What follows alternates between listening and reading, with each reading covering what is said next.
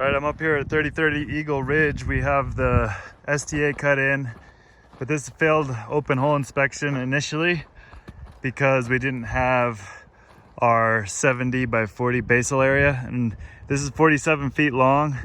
So basically we would need an additional 20 feet, basically 10 feet on each side. Let's call it 12, basically to right here. And then 12 feet off, kind of where those rocks are spilling out there, which would be flat. And then that would give us 70 feet of length. And then 40 feet of length would be, basically this is 12 feet wide. So 1, 2, kind of down in there, just right in there, that would all be flat. And you know, if we excavated out where those rocks are, and you know, essentially 15 feet out here, and brought that all down to the level of that STA, and then we wiped out this berm here and pushed all that dirt down to here, that would get us close, but I don't think that would get us all the way there. We could then also pull some of these spoils here and put them down, and that would give us a flat surface area of 70 by 40.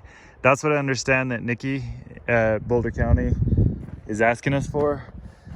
But that doesn't necessarily agree with my understanding of how we're supposed to execute this mound. We initially failed because we had a wall or a large berm here on the downslope edge, which is not what we're supposed to do, because that would basically be kind of cribbing in the sand. But as I understand how this is essentially a partial mound, and how that's supposed to be is that we're, you know, there's our native, you can see where the grass is, and we cut down 2.5 feet on the upslope side, and then with the natural slope of the land, we cut down 6 inches on the downslope side over here.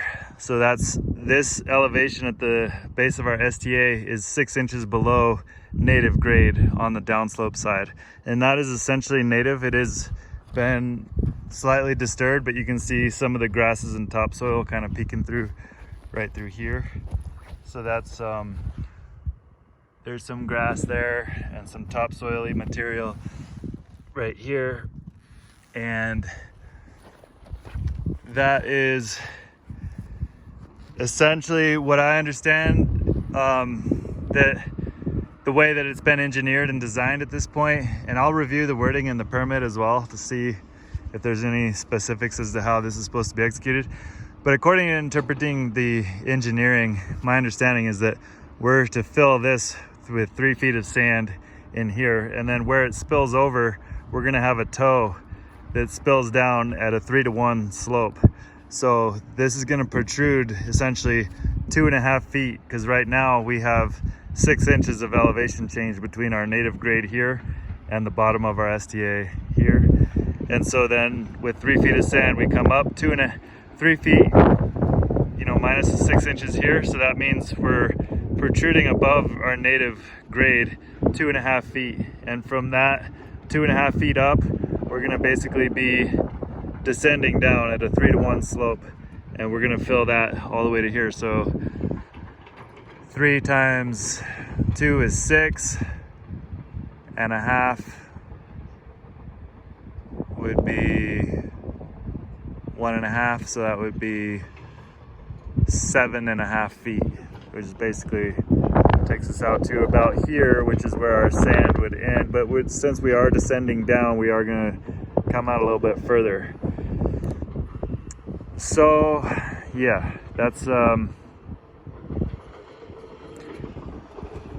then over here as well, we would kind of have, if we were to leave this alone and undisturbed, we would have our sand would then be spilling out sideways at, you know, at the bottom, essentially 7.5 feet out. So about out to here somewhere.